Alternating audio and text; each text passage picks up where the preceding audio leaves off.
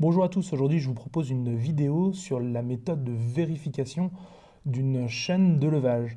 C'est cette méthode qu'on applique lorsqu'on fait une vérification annuelle de vos accessoires de levage.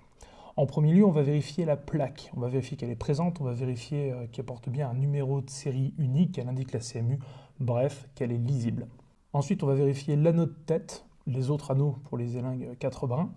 On va vérifier qu'ils ne sont pas cassés, déformés, qu'il n'y ait pas de traces de corrosion dessus.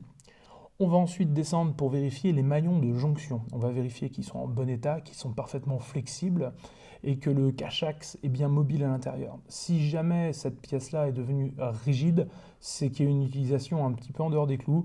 L'élingue est servie à tirer ou alors a subi des chocs violents. Ensuite, on allonge la chaîne pour aller vérifier son élongation. On va vérifier que tous les crochets arrivent à la même longueur. Alors c'est un premier contrôle visuel qui ne nous empêche pas derrière d'aller faire une mesure au niveau des maillons pour vérifier qu'il n'y a pas eu d'allongement de la chaîne. On en profite également pour faire un contrôle visuel de la chaîne pour voir s'il n'y a pas de déformation au niveau des maillons. Ensuite on redescend au niveau des crochets, on commence par vérifier le maillon de jonction, donc comme tout à l'heure, vérifier la flexibilité et la mobilité de l'axe. Ensuite on va contrôler le crochet en lui-même.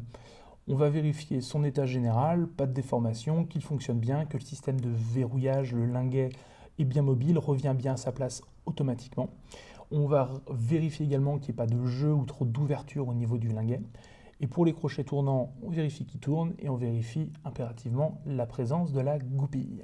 En option, on peut mettre l'élingue à la verticale grâce à un appareil de levage. Ça va nous permettre d'avoir directement à peu près hauteur d'homme tous les points à contrôler et de vérifier aussi d'un seul coup d'œil l'élongation de la chaîne. Encore une fois, ça ne nous empêche pas d'effectuer des mesures.